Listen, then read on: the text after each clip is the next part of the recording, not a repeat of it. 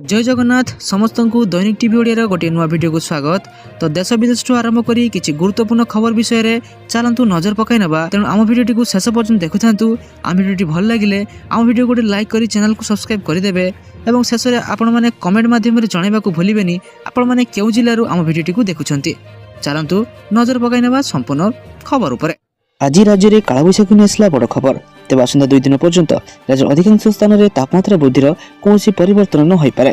परवर्ती समय 2 ରୁ 3 डिग्री पर्यंत दिन तापमात्रा बढ़िबार संभावना रहुछि। एने आंचलिक पाणीपाग विभाग आकलन करिछि। किंतु आसंता 24 घंटा मध्य मयूरभंज केन्दुझर कोरापुट मालकानगिरी जिलार किछि अंचल में कालबैशाखी प्रभाव में बिजुड़ी घड़घड़ी सहित झड़ वर्षा हो पारे। एही समय घंटा प्रति 30 ରୁ 40 किलोमीटर बेगर पवन बही पारे। सेहीपरि बालेश्वर भद्रक जाजपुर केन्द्रापड़ा कटक जगतसिंहपुर मयूरभंज गंजाम गजपति रायगड़ा कोरापुट और मालकानगिरी जिलार किछि अंचल में कालबैशाखीर प्रभाव देखा संभावना रही। चलो देखिए परवर्ती अपडेट कौन रही। जून सुधा राज्यर सबु गाँव को मिल मोबाइल नेटवर्क। चलो देखा संपूर्ण अपडेट कौन रही। बीजेडी विधायक शारदा प्रसन्न जेना राज्य में 1237 ग्राम मोबाइल नेटवर्क पहुंची नथिबा नहीं सूचना देते। यह ग्रामगुड़िक केबे मोबाइल नेटवर्क संजोग हो बोली से प्रश्न करथिले। एही डिजिटल भारत नीति डीवीएन योजना रे सरकार केते अर्थ जगाई दैछंती एवं केउ काम हाथ को निराई ताहा प्रश्न करथिले। जार उत्तर में से कहते चलित वर्ष जून शेष सुधा राज्य समस्त गाँव में मोबाइल नेटवर्क पहुंचब। भारत सरकार दूरसंचार विभाग सूचना मुताबक राज्यर मोट 51,167 ग्राम मध्य बर्तमान 49,939 ग्राम मोबाइल सेवा उपलब्ध रही। अवशिष्ट 1237 ग्राम गुड़ी भारत सरकार डिजिटल भारत नीति योजना अंतर्भुक्त कर मोबाइल सेवा जगाई देवा निमंते कार्य चली। डीवीएन माध्यम 3टी प्रकल्प कार्य करुछि। 4G सैचुरेशन प्रकल्प काम 2022 जुलाई जारी रही। एथिरे 1477.95 कोटी टंकार व्यय अटकल कर एस्पिरेशनल काम मे 2022 रु आरंभ होइछि। ए प्रकल्प बाबद को 1656 कोटी टंका खर्च हेबो। सेहीपरि LWE2 अक्टोबर 21 रु जारी रही। एही प्रकल्प रे 350 कोटी टंका खर्च होगा नहीं सूचना रही। चलो देखिए परवर्ती अपडेट कौन रही। धान संग्रह नहीं आसला बड़ खबर। धान संग्रह नहीं खाद्य जोगाण मंत्री कृष्णचंद्र पात्र बड़ सूचना। आज सुधा धान किणा नहीं डेडलाइन धार्य होता बेले दरकार पड़े आउ 2 दिन पर्यंत अवधि बढ़ी पारे बोली कहले जोगाण मंत्री कृष्णचंद्र पात्र। अन्यपक्षे नवनिर्माण कृषक संगठन पक्षर अभिनव प्रतिवाद कर शताधिक चाषी ट्राक्टर ऑटो इत्यादि धान बस्ता लदी मेडिकल छक दंडमारी जाजपुर जिलापाल ऑफिस को आसी। जिलापाल ऑफिस सम्मुखें धान लोड थी गाड़ी सह प्रतिवाद सभा करते। चलो देखिए परवर्ती अपडेट कौन रही। पुणी मारुची कोविड हो पारे कि लॉकडाउन। चलो देखिए संपूर्ण अपडेट कौन रही। महायुद्ध भितर डरलानी कोविड नुआ भेरिएंट। अमेरिका समेत 23 देश में काय विस्तार कर लगी कोविड नुआ भेरिएंट सिकाडा, जो अमेरिका और विभिन्न यूरोपीय राष्ट्र अंतर्भुक्त। ओमिक्रॉन यह सब भेरिएंट सिकाडा BA.2.2 2024 नवेम्बर दक्षिण आफ्रिका आरंभ होता, जहाँ एवं धीरे धीरे अन्य देश को व्यापार लगी। भारत कथा कहवाक गले बर्तमान भारत में कौन भयभीत होबार आवश्यकता नहीं। देश में एपर्यंत सिकाडा भेरिएंट कौन मामला चिन्हट होना। तथापि यह भेरिएंट आंतर्जातीय यात्रा माध्यम व्यापीपे। फलस्वरूप सतर्कता अवलंबन अत्यंत गुरुत्वपूर्ण बोली सूचाई। विशेषज्ञ मैंने सूचाई भारत जनसंख्या एक बड़ अंश को पूर्व टीकाकरण कर जहाँ यह भेरिएंट विरुद्ध सुरक्षा साहाय्य कर। चलो देखा परवर्ती अपडेट कौन रही। फास्टैग को नहीं बड़ खबर। जदि आपण से यात्री मान मध्य जो मैंने राजपथ में प्रायतः यात्रा करती तेबे यही खबर आपण अटे। भारतीय जातीय राजपथ प्राधिकरण NHAI नूतन आर्थिक वर्ष 2024-27 वार्षिक फास्टैग शुल्क वृद्धि करिछि। एप्रिल 1 2026 ठारू फास्टैग वार्षिक प्रसार मूल्य 3000 रु 3075 को वृद्धि कर दैछि, जहाँ 75% वृद्धि प्राय 2.5% प्रतिनिधित्व करिଥାଏ। फास्टैग होउछि एक इलेक्ट्रॉनिक टोल संग्रह व्यवस्था जहाँ भारतीय जातीय राजपथ एवं एक्सप्रेस वे रे नगदहीन यात्रा करने को अनुमति देता है। यह वार्षिक पास गोटे वर्ष किंबा 200 टोल क्रॉसिंग वैध हेब। 200 यात्रा समय समाप्त करने पर पास स्वयंचालित भाव में एक नियमित फास्टैग रे परिणत हेब। तापर आपको यह पुनः सक्रिय करने पड़ो। जदिव शुल्क वृद्धि सामान्य राजपथ में बारंबार यात्रा कर व्यवहारकारी अत्यंत गुरुत्वपूर्ण अटे। चलो देखिए परवर्ती अपडेट कौन रही। एप्रिल 1 रु बढ़ी विमान भड़ा। ବିମାନ ଟର୍ବାଇନ୍ ଇନ୍ଧନ ଏଟିଏଫ୍ ବିମାନରେ ବ୍ୟବହୃତ ଇନ୍ଧନ ପାଇଁ ନୂତନ ମୂଲ୍ୟ ଏପ୍ରିଲ 1 ତାରିଖରୁ କାର୍ଯ୍ୟକାରୀ ହେବ ଏବଂ ଏଥର ଏହାର ସଂକେତ ଆଶାଜନକ ଦେଖାଯାଉ ନାହିଁ। ଆନ୍ତର୍ଜାତୀୟ ଅଶୋଧିତ ତୈଳ ମୂଲ୍ୟ ବୃଦ୍ଧି ପୂର୍ବରୁ ଚାପ ବୃଦ୍ଧି ପାଇବାର ସୂଚନା ଦେଇଛି। ଯେହେତୁ ଏହି ମୂଲ୍ୟଗୁଡ଼ିକ ପ୍ରତି ମାସର ପ୍ରଥମ ତାରିଖରେ ଅପଡେଟ୍ କରାଯାଏ, ଗତ ମାସରୁ ଆରମ୍ଭ ହୋଇଥିବା ଯୁଦ୍ଧର ପ୍ରଭାବ ଯାହା ମାର୍ଚ୍ଚ 1 ତାରିଖରେ ଘୋଷିତ ଦରରେ ପ୍ରତିଫଳିତ ହୋଇନଥିଲା, କିନ୍ତୁ ବର୍ତ୍ତମାନ ପରିସ୍ଥିତି ବଦଳି ଯାଇଛି। ଯଦି ଏଟିଏଫ୍ ମହଙ୍ଗା ହୁଏ ତେବେ ଏହା ସିଧାସଳଖ ପ୍ରଭାବ ପକାଇବ ଆପଣମାନଙ୍କ ବିମାନ ଭଡ଼ା ଉପରେ ପ୍ରତିଫଳିତ ହୋଇପାରେ। ବିମାନ କମ୍ପାନୀଗୁଡ଼ିକ ପରିଚାଳନା ଖର୍ଚ୍ଚ ବୃଦ୍ଧି ପାଇବ ଏବଂ ଏହି ବୋଝ ଶେଷରେ ସାଧାରଣ ଯାତ୍ରୀମାନଙ୍କୁ ବହନ କରିବାକୁ ପଡ଼ିବ। ଚାଲନ୍ତୁ ଦେଖିବା ପରବର୍ତ୍ତୀ ଅପଡେଟ୍ କ'ଣ ରହିଛି। ବିଏଡ୍ ପାଠପଢ଼ାରେ ବଢ଼ୁଛି ଆଗ୍ରହ। ରାଜ୍ୟରେ ବ୍ୟାଚଲର ଇନ୍ ଏଜୁକେସନ ପାଠ୍ୟକ୍ରମରେ ନାମ ଲେଖା ପାଇଁ ଆଗ୍ରହ ବଢ଼ୁଥିବା ଦେଖିବାକୁ ମିଳିଛି। ବିଏଡ୍ ପ୍ରବେଶିକା ପରୀକ୍ଷା ପାଇଁ ଗତ 23 ତାରିଖରୁ ଅନଲାଇନ ଆବେଦନ ପ୍ରକ୍ରିୟା ଆରମ୍ଭ ହୋଇଯାଇଥିବା ବେଳେ ଏବେ ଏହା ଏପ୍ରିଲ 6 ତାରିଖ ପର୍ଯ୍ୟନ୍ତ ଚାଲିବ। ତେବେ 7 ଦିନ ମଧ୍ୟରେ ବିଏଡ୍ ନାମ ଲେଖା ପାଇଁ ଥିବା ସିଟ୍ ସଂଖ୍ୟା ଠାରୁ ବହୁ ଗୁଣା ଅଧିକ ଛାତ୍ରଛାତ୍ରୀ ଆବେଦନ କରିଥିବା ଦେଖିବାକୁ ମିଳିଛି। ଅନ୍ୟପଟେ ଅବିଭକ୍ତ କୋରାପୁଟ ଭାବେ 4ଟି ଜିଲ୍ଲାରେ ବିଏଡ୍ ପାଠ୍ୟକ୍ରମ ଭିତ୍ତିଭୂମି ବଢ଼ାଇବା ସହ ଇଣ୍ଟିଗ୍ରେଟେଡ୍ ପାଠ୍ୟକ୍ରମ ଆରମ୍ଭ କରିବାକୁ ରେଭେନ୍ସା ବିଶ୍ୱବିଦ୍ୟାଳୟର ଜଣେ ଛାତ୍ର ମୁଖ୍ୟମନ୍ତ୍ରୀଙ୍କ ସହ ଉଚ୍ଚଶିକ୍ଷା ମନ୍ତ୍ରୀ ଏବଂ ସଚିବଙ୍କୁ ମଧ୍ୟ ଚିଠି ଲେଖିଛନ୍ତି। ଏହା ସହ ଉଚ୍ଚଶିକ୍ଷା ବିଭାଗ ପକ୍ଷରୁ ନିଆଯାଇଥିବା ପଦକ୍ଷେପ ସମ୍ପର୍କରେ ତାଙ୍କ ନିକଟକୁ ଏକ ଚିଠି ଆସିଛି। ତେବେ ବିଏଡ୍ ଲେଖା ପାଇଁ 7 ଦିନ ମଧ୍ୟରେ 27,000 ଆବେଦନ ହୋଇସାରିଛି। ଚାଲନ୍ତୁ ପରବର୍ତ୍ତୀ ଅପଡେଟ୍ କ'ଣ ରହିଛି।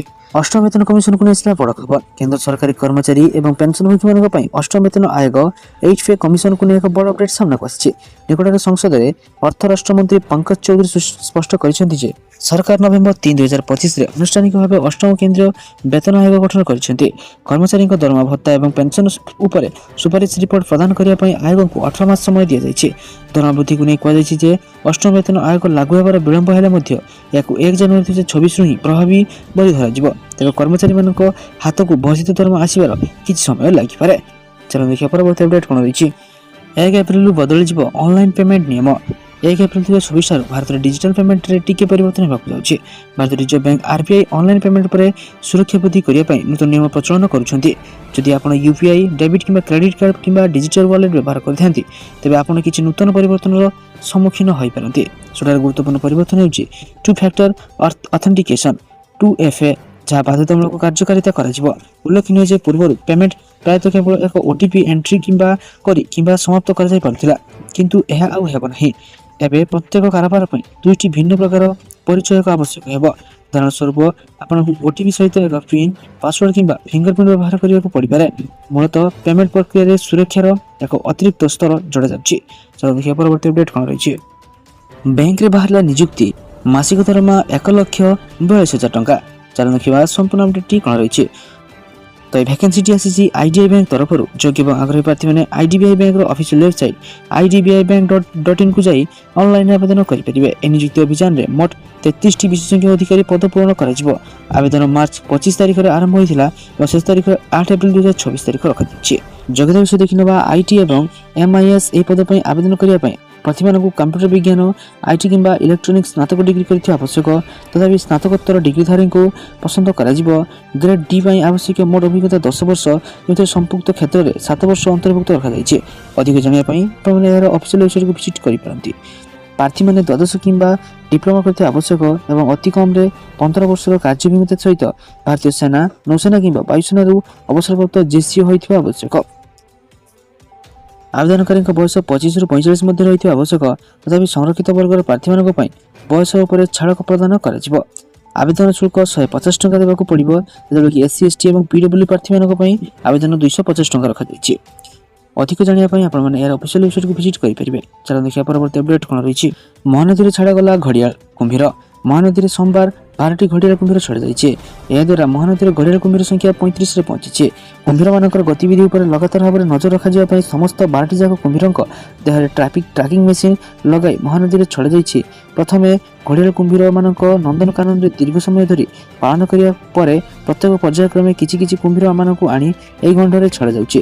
ମହାନଦୀ ସାତକୋଶିଆ ବନ୍ୟପ୍ରାଣୀ ରେଞ୍ଜ ଅନ୍ତର୍ଗତ ସୁନାକଣିଆ ବିଡ୍ ନିକଟସ୍ଥ ମହାନଦୀର ଏହି କୁମ୍ଭୀରମାନଙ୍କୁ ଛଡ଼ାଯାଇଛି। ଦେଖିବା ପରବର୍ତ୍ତୀ ଅପଡେଟ୍ କ'ଣ ରହିଛି। IPL ପ୍ରସାରଣକୁ ନେଇ ବାଂଲାଦେଶର ୟୁଟର୍ନ। 2026 ଇଣ୍ଡିଆନ୍ ପ୍ରିମିୟର ଲିଗ୍ ଶନିବାର ମାର୍ଚ୍ଚ 28 ତାରିଖରେ ଆରମ୍ଭ ହୋଇଥିଲା। ସେହିଦିନ ହିଁ ଖବର ପ୍ରକାଶ ପାଇଲା ଯେ ବାଂଲାଦେଶର ନୂତନ ସରକାର ସୂଚନା ଏବଂ ପ୍ରସାରଣ ମନ୍ତ୍ରୀ ଜାହିର ଉଦ୍ଦିନ ସ୍ୱପନ ଦେଶ ଭିତରେ ଆଇପିଏଲ୍ ପ୍ରସାରଣ ଉପରେ ପ୍ରତିବନ୍ଧକ ହଟାଇବା ପାଇଁ ନିର୍ଦ୍ଦେଶ ଦେଇଛନ୍ତି। ପ୍ରସାରଣ ମନ୍ତ୍ରୀ କହିଥିଲେ ଯେ ରାଜନୀତିକୁ କ୍ରୀଡ଼ାଠାରୁ ପୃଥକ କରିବା ଉଚିତ ଏବଂ ଫଳସ୍ୱରୂପ ବାଂଲାଦେଶରେ ଇଣ୍ଡିଆନ୍ ପ୍ରିମିୟର ଲିଗ୍ ପ୍ରସାରଣ ଉପରେ କୌଣସି ପ୍ରତିବନ୍ଧକ ରହିବ ନାହିଁ। କିନ୍ତୁ ମାତ୍ର 2 ଦିନ ପରେ ଅର୍ଥାତ୍ ସୋମବାର ମାର୍ଚ୍ଚ 30 ତାରିଖରେ ଖବର ଆସିଲା ଯେ ବାଂଲାଦେଶରେ ଆଇପିଏଲ୍ ପ୍ରସାରଣ ଉପରେ ପ୍ରତିବନ୍ଧକ ଉଠାଇବା ନିଷ୍ପତ୍ତି ସମ୍ପର୍କରେ ଏକ ବଡ଼ ୟୁଟର୍ନ ନିଆଯାଇଛି। ତେଣୁ ସଦ୍ୟ ପ୍ରକାଶିତ ଏକ ରିପୋର୍ଟ ଅନୁଯାୟୀ ଭାରତର ଜିଓ ଷ୍ଟାର ବାଂଲାଦେଶର ଆଇପିଏଲ୍ ପ୍ରସାରଣ ପାଇଁ ଚୁକ୍ତିନାମା ବାତିଲ କରିଛି। ଫଳସ୍ୱରୂପ ଭାରତର ପଡ଼ୋଶୀ ଦେଶରେ ଟୁର୍ଣ୍ଣାମେଣ୍ଟରେ ପ୍ରସାରଣ ପ୍ରାୟ ଅସମ୍ଭବ ହୋଇପଡ଼ିଛି। ଚାଲନ୍ତୁ ଦେଖିବା ପରବର୍ତ୍ତୀ ଅପଡେଟ୍ କ'ଣ ରହିଛି। ଭାରତରେ ସିସିଟିଭି କ୍ୟାମେରାକୁ ନେଇ ଆସିଲା ବଡ଼ ନିଷ୍ପତ୍ତି। ଏକ ରିପୋର୍ଟ ଅନୁସାରେ 1 ଏପ୍ରିଲରୁ ହାଇକ୍ ଭିଜନ ଏବଂ ତାହୁଆ ଏବଂ ଟିପି ଲିଙ୍କ୍ ଭଳି ବଡ଼ ବ୍ରାଣ୍ଡର ସିସିଟିଭି କ୍ୟାମେରା ବିକ୍ରି ଉପରେ ରୋକ ଲଗାଯିବ, କାରଣ ଏହିସବୁ ଚୀନ କମ୍ପାନୀର ଅଟେ। ସରକାର ଏଭଳି କ୍ୟାମେରାର ବ୍ୟବହାର ବା କିଣିବା ଉପରେ ରୋକ ଲଗାଇବାର ପ୍ରସ୍ତୁତିରେ ଅଛନ୍ତି। ଦେଶରେ କିଛି ରେଲୱେ ଷ୍ଟେସନରେ ଲାଗିଥିବା ସିସିଟିଭି କ୍ୟାମେରା ଫିଡ୍ ପାକିସ୍ତାନର ଗୁଇନ୍ଦା ଏଜେନ୍ସି ISI ପର୍ଯ୍ୟନ୍ତ ପହଞ୍ଚିଥିଲା। ଏହି ଖୁଲାସା ପରେ ସୁରକ୍ଷା ଏଜେନ୍ସି ସତର୍କ ହୋଇଯାଇଛି। ଆଜିକାଲି ଅଧିକାଂଶ ସିସିଟିଭି କ୍ୟାମେରା ଇଣ୍ଟରନେଟ୍ ସହ ଲିଙ୍କ୍ ରହୁଛି। ଏଫଳରେ ଆପଣଙ୍କ ମୋବାଇଲ ନୁହେଁ ବରଂ କମ୍ପାନୀର ସର୍ଭର ସହ ମଧ୍ୟ କନେକ୍ଟେଡ୍ ରହିଛି। ଯଦି କ୍ୟାମେରାର ସଫ୍ଟୱେୟାର କିମ୍ବା ସର୍ଭର ସିକ୍ୟୁର ନୁହେଁ, ତେବେ ଆପଣଙ୍କ ଭିଡ଼ିଓ ଫିଡ୍ ଅନ୍ୟ କାହା ପାଖରେ ପହଞ୍ଚିବାରେ ଆପଣଙ୍କର ବିନା ଅନୁମତିରେ। ଏହି ବିପଦକୁ ଦେଖି ଏବେ ସରକାର କଡ଼ା ପଦକ୍ଷେପ ଗ୍ରହଣ କରୁଛନ୍ତି। ଚାଲ ଦେଖିବା ପରବର୍ତ୍ତୀ ଅପଡେଟ୍ କ'ଣ ରହିଛି। ସରକାରଙ୍କ ବଡ଼ ନିଷ୍ପତ୍ତି। ଇରାନ ଉପରେ ଆମେରିକା ଏବଂ ଇସ୍ରାଏଲ ଆକ୍ରମଣ ପରେ ଇରାନ ହରମୁଜ ପ୍ରଣାଳୀକୁ ବନ୍ଦ କରିଦେଇଛି। ଏହି ପରିସ୍ଥିତିରେ ସମାଧାନ ପାଇଁ କେନ୍ଦ୍ର ସରକାର ଏକ ବଡ଼ ପଦକ୍ଷେପ ନେଇ 60 ଦିନ ପାଇଁ ଅତିରିକ୍ତ କିରୋସିନ ଯୋଗାଇ ଦେବା ପାଇଁ ଏକ ଯୋଜନା ଆରମ୍ଭ କରିଛନ୍ତି। ଏହି ନିଷ୍ପତ୍ତି ଘରୋଇ ଗ୍ରାହକମାନଙ୍କୁ ବିଶେଷ କରି ଏଲ୍ପିଜି ଅଭାବର ସମ୍ମୁଖୀନ ହେଉଥିବା ଲୋକଙ୍କୁ ଆଶ୍ୱସ୍ତି ପ୍ରଦାନ କରିବା ପାଇଁ ଲକ୍ଷ୍ୟ ରଖିଛି। ଏହି ଯୋଜନା ଅନୁଯାୟୀ ରାଜ୍ୟ ଏବଂ କେନ୍ଦ୍ରଶାସିତ ଅଞ୍ଚଳଗୁଡ଼ିକର ଅତ୍ୟାବଶ୍ୟକ ଘରୋଇ ବ୍ୟବହାର ପାଇଁ ଅତିରିକ୍ତ କିରୋସିନ ଯୋଗାଇ ଦିଆଯିବ। କିରୋସିନର ପୁନରୁଦ୍ଧାର ଜନସାଧାରଣମାନଙ୍କୁ ଆଶ୍ୱସ୍ତି ପ୍ରଦାନ କରେ। ଏହି ଜରୁରୀକାଳୀନ ଯୋଜନା ଅନୁଯାୟୀ ସରକାର 21ଟି ଅଞ୍ଚଳରେ କିରୋସିନ ଯୋଗାଣ ପୁନଃ ଆରମ୍ଭ କରିବାକୁ ନିଷ୍ପତ୍ତି ନେଉଛି, ଯେଉଁଠାରେ ପୂର୍ବରୁ ଏହା ବନ୍ଦ କରାଯାଇଥିଲା। ଚାଲନ୍ତୁ ଦେଖିବା ପରବର୍ତ୍ତୀ ଅପଡେଟ୍ କ'ଣ ରହିଛି। ଏପ୍ରିଲ 2ରୁ ଓଡ଼ିଶା ଦେଇ ଗଡ଼ିବ 2ଟି ନୂଆ ସାପ୍ତାହିକ express train number 18063 Santragachi Yelahanka AC express train April 2 ତାରିଖରୁ ପ୍ରତି ଗୁରୁବାର ଦିନ 12:50ରେ ସାନ୍ତ୍ରାଗାଛିରୁ ଛାଡ଼ିବ ଏବଂ ଶନିବାର ରାତି 12:20ରେ ୟାଲାହାଙ୍କରେ ପହଞ୍ଚିବ। ସେହିପରି ଭାବରେ ଫେରିବା ଦିଗରେ train number 18064 Yelahanka Santragachi express 4 April 2024 ଠାରୁ ପ୍ରତି ଶନିବାର ୟାଲାହାଙ୍କ ଠାରୁ ଭୋର 4:50ରେ ଛାଡ଼ିବ ଏବଂ ରବିବାର ସନ୍ଧ୍ୟା 5ଟାରେ ସାନ୍ତ୍ରାଗାଛିରେ ପହଞ୍ଚିଯିବ।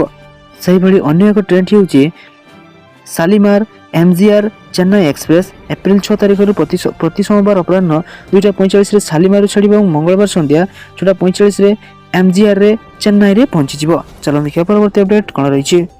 ଓଡ଼ିଶା ଦିବସରୁ ଓଡ଼ିଶା ନବବର୍ଷ। ପଲ୍ଲୀରୁ ଦିଲ୍ଲୀ ଯାଏଁ ପାଳନ ହେବ ଓଡ଼ିଶା ଦିବସ।